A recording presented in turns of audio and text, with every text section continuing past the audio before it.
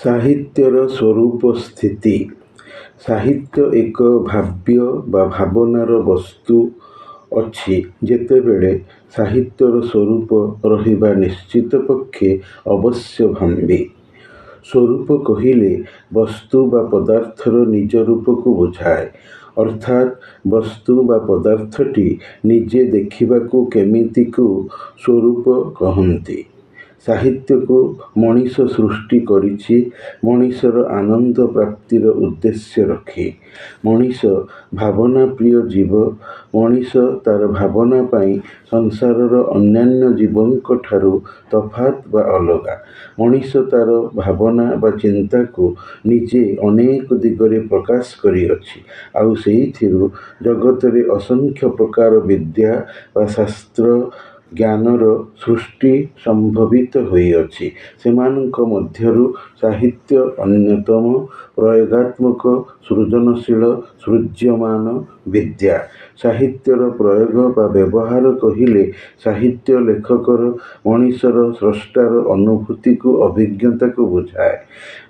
ପୁଣି ଏହି ଅଭିଜ୍ଞତା ଚିତ୍ରରେ, ଭାଷାରେ, ବକ୍ତବ୍ୟ ବା କଥନରେ ପ୍ରକାଶିତ ହୁଏ, ଅଭିବ୍ୟକ୍ତି ଲାଭ କରେ। ସାହିତ୍ୟ ଉପକାରୀ ବିଦ୍ୟା ବା ଶାସ୍ତ୍ର। ବିଶେଷ କରି ପଢ଼ିବାରେ ଉପକାରୀ ଉପାଦାନ ଥାଏ। ପଢ଼ିବା କାମ ଆଖିର ଦେଖିବାରେ, ପାଟିର କହିବାରେ ଏବଂ ବସ୍ତୁକୁ ସ୍ପର୍ଶ ବା ଛୁଇଁବାରେ ହୋଇଥାଏ। ପ୍ରସ୍ତର ଗାତ୍ରର ଖୋଦନରେ, ଅଙ୍କନରେ ମଣିଷ ଜୀବନର ବିବୃତି ଥାଏ। ଆଉ ଦର୍ଶକ ତାହାକୁ ଦେଖିବା ରୀତିରେ ଯେଉଁ ଉପଲବ୍ଧି କରେ, ଅନୁଭବରେ ଆଣେ, ତାହା ହେଲା ଆଖିର ପଢ଼ିବା। ଆଖିର ଦେଖିସାରିବା ପରେ ମଣିଷ ଦ୍ରଷ୍ଟା ପାଖରେ ଠିଆ ହୋଇଥିବା ଅପର ଦର୍ଶକକୁ, ତା'ର ସାଙ୍ଗ ସାଥୀଙ୍କୁ ଦର୍ଶିତ ବସ୍ତୁର ସମ୍ପର୍କରେ କହେ। ଯାହା କହେ ସେଇଟା ପାଟିର ପଢ଼ିବା। ପରନ୍ତୁ ପ୍ରକୃତ ପଢ଼ିବାଟା ଭାଷାରେ ହୋଇଥାଏ, ମୁଦ୍ରିତ ଲେଖାକୁ ଦେଖି, ପାଟିର ଉଚ୍ଚାରଣରେ ହୋଇଥାଏ। ସାହିତ୍ୟ ଏକ ନିର୍ମାଣ।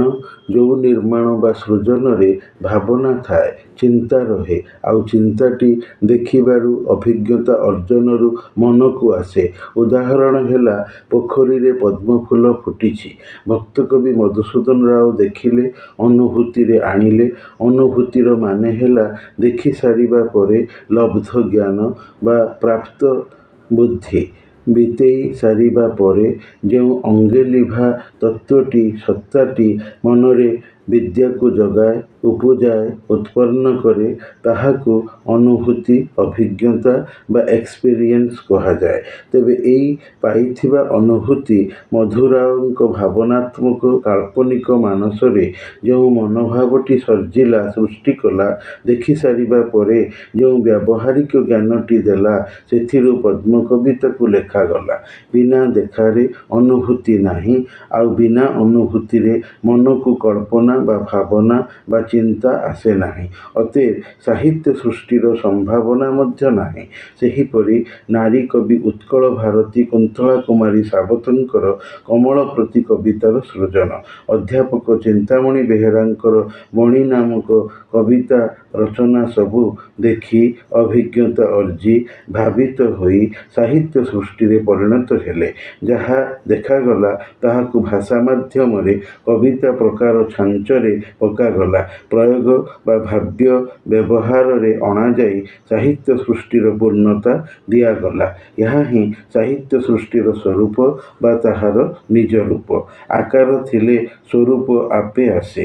ପଦ୍ମ କବିତାର ସ୍ୱରୂପର ସ୍ଥିତି ବା ଅବସ୍ଥାଟି ହେଲା ପଙ୍କଜ ଅଟୁ ତେଣୁ ଲଭି ଭରସା, ତୋପରି ଶୁଭ୍ର ହେବି ଲଭି ସୁଦଶା।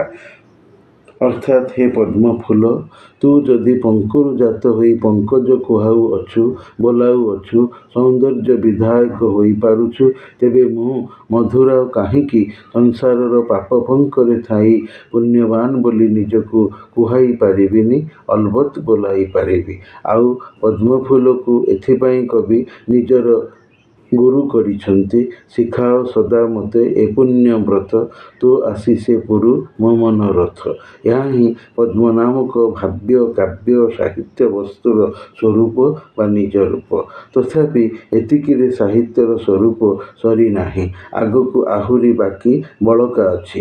ତେବେ ସାହିତ୍ୟର ସ୍ୱରୂପ ଯାହାକି ଦର୍ଶନୀୟ ବା ଦେଖିବାର ଯୋଗ୍ୟ, ସେସବୁକୁ କେତୋଟି ସୂଚନାରେ ସଂଖ୍ୟା ଦିଆଯାଇ ବିବେଚନା କରାଯାଇପାରିବ। ପ୍ରଥମତଃ ସାହିତ୍ୟ ଜୀବନକୈନ୍ଦ୍ରିକ ଶାସ୍ତ୍ର। ଯେଉଁ ଜୀବନକୈନ୍ଦ୍ରିକତା ବା ଜୀବନଭିତ୍ତିକତାରେ ମଣିଷର ଜୀବନ ମୁଖ୍ୟତଃ ଥିଲେ ବି ପଶୁପକ୍ଷୀର ଜୀବନକୁ ମଧ୍ୟ ନିଆଯାଇଅଛି। ପ୍ରାଚୀନଠାରୁ ଆଧୁନିକ ସାହିତ୍ୟ ମଧ୍ୟରେ ଏହାର ଅସଂଖ୍ୟ ଉଦାହରଣ ମିଳେ।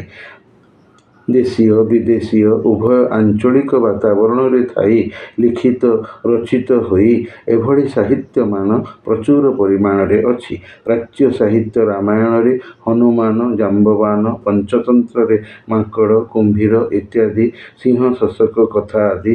ଦ୍ୱିତୀୟତଃ ସାହିତ୍ୟ ମାନବୀୟ ଲେଖକୀୟ ଅନୁଭୂତିରୁ ଜାତ, ଯାହାକି ପୂର୍ବେ କଥିତ ହୋଇସାରିଛି। ତୃତୀୟତଃ ସାହିତ୍ୟ ସୃଷ୍ଟି କଳ୍ପନାରୁ ହୋଇଥାଏ।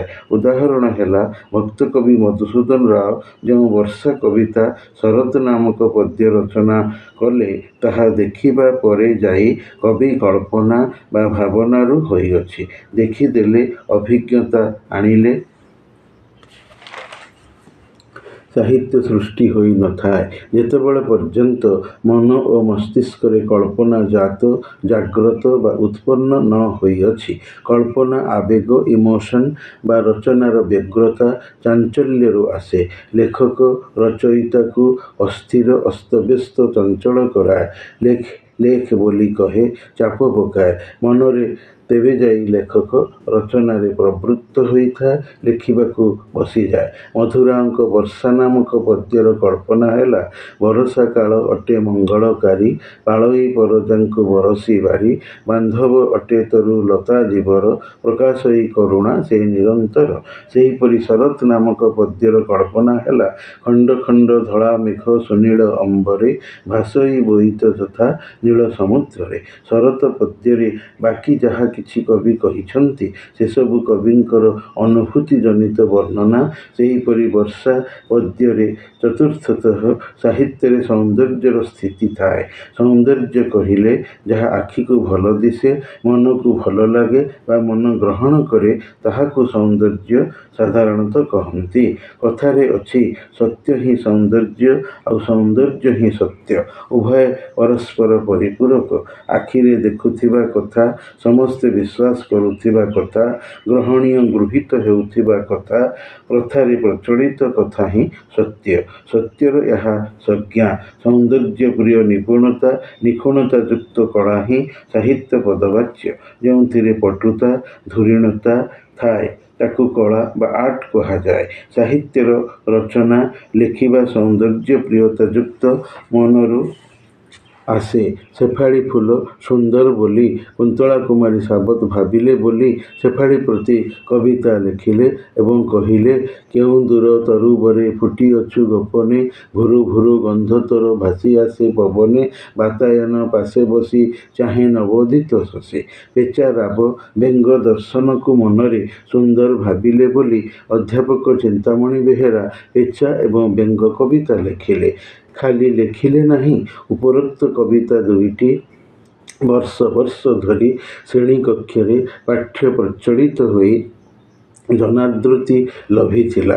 କବିତା ଦୁଇକୁ ପଢ଼ିବା ପରେ ପାଠକବର୍ଗଙ୍କୁ ସୁନ୍ଦର ଦିଶିଲା, ମନଛୁଆଁ ହେଲା, ଭଲ ଲାଗିଲା ବୋଲି ପାଠ୍ୟକ୍ରମରେ ନିର୍ବାଚିତ କରି ପଢ଼ା ହେବା ପାଇଁ ରଖାଗଲା। ପିଙ୍ଗଳା ତ ଜଣେ ବେଶ୍ୟା, ନଷ୍ଟ ଚରିତ୍ରା, କୁଳଟା, ପତିତା। ତଥାପି ଅଧ୍ୟାପକ ବେଣୁଧର ରାଉତ ଏବଂ ଛାନ୍ଦସିକ କବି ରାଧାମୋହନ ଗଡ଼ନାୟକ ପିଙ୍ଗଳାର ସୂର୍ଯ୍ୟ, ପିଙ୍ଗଳାର ଅଭିସାର ନାମକ କବିତାଦ୍ୱୟ ଯଥାକ୍ରମେ ଲେଖିବାର କାରଣ ଏହା ହେଲା କି ସେଥିରେ ଚାରିତ୍ରିକ ସୁଧାର ଓ ଶିକ୍ଷାର ମହନୀୟ ବାର୍ତ୍ତା ସନ୍ଦେଶ ଦାନରେ ଦତ୍ତ ଅଛି। ରଚନା ଦୃଷ୍ଟିରୁ ପାଠକୀୟ ଗ୍ରାହ୍ୟତା ଅଛି। ଅତଏବ ସାହିତ୍ୟରେ ସୌନ୍ଦର୍ଯ୍ୟର ସ୍ଥିତି ନିର୍ଦ୍ଧାର୍ଯ୍ୟ ଅଛି ବୋଲି ମାନିବା। ପଞ୍ଚମତଃ ସାହିତ୍ୟ ରଚନାରେ ଅନେକ ଥାଏ। ସାହିତ୍ୟ ନାମରେ ଏକ, ହେଲେ ରଚନାରେ ଲେଖା ବା ଲେଖିବାରେ ଅନେକ, ଯାହାକୁ ସାହିତ୍ୟର ପ୍ରକାରଭେଦ କୁହାଯାଏ। ଯଥା କାବ୍ୟ କବିତା, ଗଳ୍ପ ଉପନ୍ୟାସ, ନାଟକ ଏକାଙ୍କିକା, ପ୍ରବନ୍ଧ ସମୀକ୍ଷା, ଜୀବନୀ ଆଦି ଭାଷାରେ ପୁଣି ଓଡ଼ିଆ, ଇଂରାଜୀ, ହିନ୍ଦୀ, ବଙ୍ଗଳା, ତେଲୁଗୁ ଆଦିରେ ବିଭକ୍ତିତ। ଷଷ୍ଠତଃ ସାହିତ୍ୟର ଆକାର ଥାଏ, ଯଥା କ୍ଷୁଦ୍ର ଏବଂ ବୃହତ୍। କବିତା କ୍ଷୁଦ୍ର ବା ଆକୃତିରେ ଛୋଟ, କାବ୍ୟ ଉପନ୍ୟାସ ବୃହତ୍ ବା ଆକୃତିରେ ବଡ଼ ଅଟେ, ତାହାର ନିଜସ୍ୱ ଆକାରରେ ଥାଏ। ସପ୍ତମତଃ ସାହିତ୍ୟର ଆକାର ପରିବର୍ତ୍ତନଶୀଳ। ଉଦାହରଣ ହେଲା ବକୁଳ ବନର କୋକିଳ କବି ପଣ୍ଡିତ ଗୋଦାବରୀଶ ମିଶ୍ର କାଳିଜାଈ ନାମରେ ଯେଉଁ ଗାଥା ବା ବାଲାଡ୍ କାହାଣୀଧର୍ମୀ କରୁଣ ରସାଶ୍ରିତ କବିତା ଲେଖିଲେ। ପ୍ରଥମେ କବିତାଟି ଜନଶ୍ରୁତି କିମ୍ବଦନ୍ତୀର ଲୋକମୁଖରେ କାହାଣୀ ଭାବରେ ଲିଜେଣ୍ଡ ଭାବରେ ଥିଲା। ପରେ କବି ଶୁଣିଥିବା କାହାଣୀକୁ କବିତାରେ ଲେଖି କାହାଣୀରୁ ପଦ୍ୟକୁ ଆକାର ଆକୃତି ଦେଲେ। ପୁନଶ୍ଚ ଗୋଦାବରୀଶ ମିଶ୍ରଙ୍କର ସେହି କାଳିଜାଈ କବିତା ବେତାର ବା ରେଡ଼ିଓ ନାଟକକୁ ବଦଳିଲା। ଆକାଶବାଣୀ କଟକ କେନ୍ଦ୍ର ଦ୍ୱାରା 1970 ଦଶକରେ ମୁଁ ଶୁଣିଥିଲି। ସେହିପରି ଓଡ଼ିଆ ଗଳ୍ପର ଯଥା ନୀଳମାଷ୍ଟ୍ରାଣୀ, ମାଂସର ବିଳାପ, ଗପ ବେତାର ନାଟକ, ଦୂରଦର୍ଶନ ନାଟକ ଏବଂ ଓଡ଼ିଆ ସିନେମା ମାଂସର ବିଳାପ ହୋଇଥିଲା। ଅଗତ୍ୟା ସାହିତ୍ୟର ଆକାର ବିବର୍ତ୍ତନଶୀଳ। ଉପେନ୍ଦ୍ର କିଶୋର ଦାସଙ୍କ ମଲାଜହ୍ନ ନାମକ ଉପନ୍ୟାସ ସିନେମା ହୋଇଥିଲା। କୁନ୍ତଳା କୁମାରୀ ଆଚାର୍ଯ୍ୟଙ୍କ ରଚିତ ଅଦିନ ମେଘ ଉପନ୍ୟାସ ସିନେମା ହୋଇଥିଲା। କାହ୍ନୁଚରଣ ମହାନ୍ତିଙ୍କର କା ଅଭିନେତ୍ରୀ, ତୁଣ୍ଡବାଇଦ, ଶାସ୍ତି ଓଡ଼ିଆ ସିନେମା ହୋଇ ଚଳଚ୍ଚିତ୍ର ନାଟକକୁ ବଦଳିଅଛି। ସେହିପରି ସୁରେନ୍ଦ୍ର ମହାନ୍ତିଙ୍କର ନୀଳଶୈଳ ଉପନ୍ୟାସ ବେତାର ନାଟକ, ମଞ୍ଚ ନାଟକ ହୋଇଛନ୍ତି। ଅଷ୍ଟମତଃ ସାହିତ୍ୟ ସୃଜନଶୀଳ ଓ ସମୀକ୍ଷାତ୍ମକ ହୋଇ ଦୁଇ ପ୍ରକାର। ସୃଜନଶୀଳ ସାହିତ୍ୟ ବା କ୍ରିଏଟିଭ୍ ଲିଟରେଚରର ଉପଯୁକ୍ତ ସମାଲୋଚନା ନ ହେଲେ ତାହାର ପ୍ରତିଷ୍ଠା ବା କଳା ଜଗତରେ ଠିଆ ହେବା ନାହିଁ। ସମାଲୋଚନା ରଚିତ ସାହିତ୍ୟର ସାମୂହିକ ପରିଚୟ ପ୍ରତିଷ୍ଠା ଦିଏ, ଆଉ ସମୀକ୍ଷା ବା ସମାଲୋଚନାରେ ସୃଜନଶୀଳ ସାହିତ୍ୟର ସ୍ୱରୂପ କଳ୍ପିତ ହୋଇଥାନ୍ତି। ସାହିତ୍ୟ ପ୍ରତିଷ୍ଠା ପାଏ। ନବମରେ ସାହିତ୍ୟର ଗ୍ରାହ୍ୟତା ଅଗ୍ରାହ୍ୟତା ଅଛି। ସାହିତ୍ୟ ରଚନା ବଡ଼ କଥା ଆଦୌ ନୁହେଁ। ବଡ଼ କଥା ହେଲା ସାହିତ୍ୟ ମୂଳତଃ ପଢ଼ା ହେବା ପାଇଁ ରଚିତ ହୋଇଛି। ସମସ୍ତେ ପଢ଼ିବେ ବୋଲି ମାନେ କିଛି ନାହିଁ। ଅନ୍ତତଃ କିଛି ତ ପଢ଼ିବେ, ନହେଲେ ସାହିତ୍ୟ ରଚନା ମୂଲ୍ୟହୀନ ହୋଇଯିବ। ସୁତରାଂ ରଚିତ ସାହିତ୍ୟକୁ ମୂଲ୍ୟଯୁକ୍ତ ମୂଲ୍ୟବାନ ମାନକ ଦେବା ସାହିତ୍ୟର ଗ୍ରାହ୍ୟତା ଅଗ୍ରାହ୍ୟତା ଦେଖାଏ। ନିକୃଷ୍ଟ ଉତ୍କୃଷ୍ଟ ହୋଇ ସାହିତ୍ୟ ରଚନାର ଗ୍ରାହ୍ୟତା ଏବଂ ଅଗ୍ରାହ୍ୟତା ରହିଥାଏ, ଯାହାକୁ ଅନ୍ୟ ନାମରେ ଭଲ ସାହିତ୍ୟ ଏବଂ ଶସ୍ତା ସାହିତ୍ୟ କୁହାଯାଇଅଛି। ମୋ ସ୍ୱାମୀ ନାହାନ୍ତି ଘରେ ନାମକ ଫୁଟପାଥରେ, ରାସ୍ତା କଡ଼ରେ, ପସରା ମେଲାରେ ଶସ୍ତା ସାହିତ୍ୟକୁ ଅଶିକ୍ଷିତ ଅର୍ଦ୍ଧଶିକ୍ଷିତ ଛତରା ବଜାରୀ ପାଠକ ପଢ଼ିବେ। ଉଛୁଳା ପ୍ରେମ ନାମକ ଉପନ୍ୟାସ ଅଗ୍ରାହ୍ୟ ସାହିତ୍ୟ ଏଥିପାଇଁ ଯେ ଏହାର ପାଠକୀୟ ସାର୍ବଜନୀନତା ନାହିଁ। ସବୁ ବର୍ଗର ପାଠକ ଆଦୌ ପଢ଼ିବେ ନାହିଁ। ଏଭଳି ନାମଧାରୀ ଉପନ୍ୟାସ ଶ୍ରେଣୀକକ୍ଷର ପାଠ୍ୟ ପ୍ରଚଳିତ ହେବ ନାହିଁ, ପୁରସ୍କାର ପାଇବ ନାହିଁ, ଶୁଭ ବା ଭଲ ଦୃଷ୍ଟିରେ ଦେଖାଯିବ ନାହିଁ। ଲେଖା ଆସୁଛି ବୋଲି ଲେଖାଯାଉଛି, ହେଲେ ଉନ୍ନତ ଉଚ୍ଚକୋଟୀର ହୋଇପାରୁନାହିଁ। ଗୋପୀନାଥ ମହାନ୍ତିଙ୍କର ଦାନାପାଣି, ଦାଦିବୁଢ଼ା, ପରଜା, ଅମୃତର ସନ୍ତାନ ନାମକ ଉପନ୍ୟାସ ଭଳି ଏଗୁଡ଼ିକ ଗ୍ରାହ୍ୟ ସାହିତ୍ୟ, ପୁରସ୍କୃତ ପାଠ୍ୟାନ୍ତର୍ଗତ ବହୁ ପଠିତବ୍ୟ ସାହିତ୍ୟ। ସୁତରାଂ ଜଣାପଡ଼ିଲା କି ସାହିତ୍ୟର ଗ୍ରାହ୍ୟତା ଅଗ୍ରାହ୍ୟତା ନିଶ୍ଚିତ ଅଛି। ଦଶମରେ ସାହିତ୍ୟ ମଧ୍ୟ ଅନୁବାଦମୟ ହୋଇ ବିଶ୍ୱକୈନ୍ଦ୍ରିକ ମୂଲ୍ୟ ପାଏ। ଯେମିତି ଇଂରାଜୀ କବିତା ଦି ସଲିଟାରୀ ରିପର ଓଡ଼ିଆରେ ଅଧ୍ୟାପକ ନାରାୟଣ ମୋହନ ଦେଙ୍କ ଦ୍ୱାରା ଏକାକିନୀ କୃଷକ କାମିନୀ ନାମରେ ଏବଂ ଛାନ୍ଦସିକ କବି ରାଧାମୋହନ ଗଡ଼ନାୟକଙ୍କ ଦ୍ୱାରା ଦେଖ ଏକାକିନୀ କେଦାର କୋଳେ ନାମରେ ଅନୁଦିତ ହୋଇଅଛି।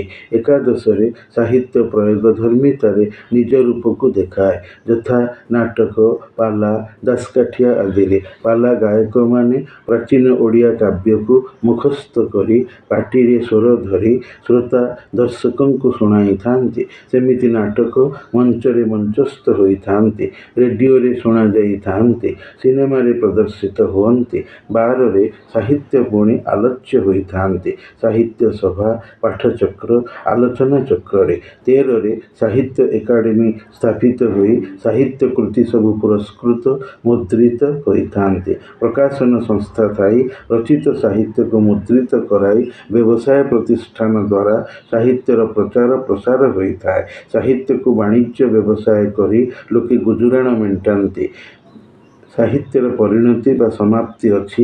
ସୁଖାନ୍ତକ, ଦୁଃଖାନ୍ତକ, ହାସ୍ୟରସାତ୍ମକରେ ସାହିତ୍ୟର ସ୍ୱରୂପ ବିଭିନ୍ନ ରସକୁ ନିଜ ଦେହରେ ଧରିଥାଏ। ଚାହିଦାକାରୀକୁ ହସାଏ, କନ୍ଦାଏ, ରଗାଏ, ତତାଏ, ଉତ୍ତେଜିତକାରୀ ହୋଇଥାଏ। ଏହିପରି ସାହିତ୍ୟର ବିବିଧ ସ୍ୱରୂପ ବିଭିନ୍ନ ଦୃଷ୍ଟିକୋଣରେ ପ୍ରକାଶିତ ହୋଇଛନ୍ତି, ଯାହାର ଆକଳନ ସହଜସାଧ୍ୟ ନୁହେଁ।